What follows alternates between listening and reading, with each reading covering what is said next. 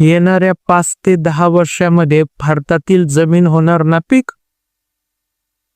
अगदी बरोबर ऐकलं तुम्ही. येणाऱ्या 5 ते 10 वर्षामध्ये भारतातील जमीन ही नापीक झाल्याशिवाय राहणार नाही, जर तुम्ही जमिनीमध्ये अति केमिकलचा वापर, अति रासायनिक खतांचा वापर आणि अति तणनाशकाचा वापर हा थांबवला नाही तर.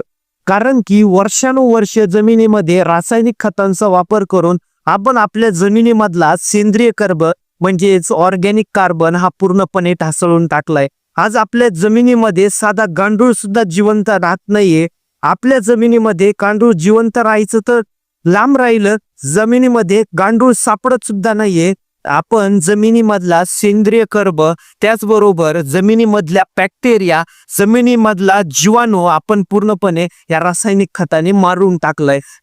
पहिल्या काळामध्ये 10 किलोमीटर पाऊस झाल्याच्या नंतर आपल्या गावामध्ये त्या पावसाचा मातीचा वास यायचा, पण आज आपल्या शेजारच्या गावात कितीही पाऊस होऊ द्या, आपल्या इथं गावात काय, आपल्या स्वतःच्या गावात जरी पाऊस झाला तरी आपल्याला मातीचा वास येत नाही. मग याच्या मागचं कारणच आहे की आपण जमिनीमध्ये अति रासायनिक खतांचा वापर केला आणि आपल्या जमिनीमधला बॅक्टेरिया, जमिनीमधले जीवाणू, सेंद्रिय कर्ब आपण हे याचा काउंट पूर्णपणे कमी करून टाकलं आणि आपलं उत्पन्न सुद्धा कमी करून टाकलं. कारण की इथून माग 20 वर्षापूर्वी एक रासायनिक खताच्या गोणीमध्ये जे उत्पन्न निघत होतं ते आज निघत नाहीये आणि शेतकरी तसंच उत्पन्न काढण्यासाठी 1 एकरामध्ये जिथं 1 गोणी लागत होती तिथं आज 4 गोण्या टाकतोय, पण शेतकऱ्याला पाहिजे तसं उत्पन्न मिळत नाहीये.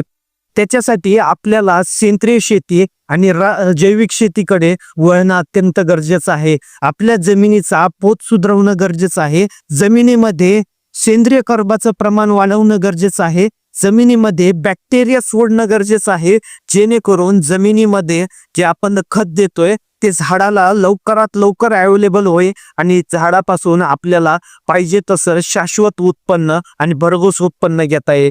यासाठी आपल्याला 50-50 या रेशोने काम करणं गरजेचं आहे. म्हणजे 50% रासायनिक खतं, 50% सेंद्रिय किंवा जैविक खतं, किंवा 70-30च्या रेशोने 70% सेंद्रिय किंवा जैविक खतं आणि 30% रासायनिक खतांचा वापर करून आपल्याला जमीन ही वाचवायची आहे. जमिनीमधून भरघोस उत्पन्न घ्यायचंय, शाश्वत उत्पन्न घ्यायचंय आणि आपल्या ताटापर्यंत येणारी भाकर ही विषमुक्त असावी, याच्यावर काम करणं गरजेचं आहे.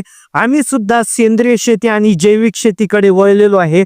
तुम्ही सुद्धा सेंद्रिय शेती आणि जैविक शेतीकडे वळा, हीच विनंती आहे. धन्यवाद.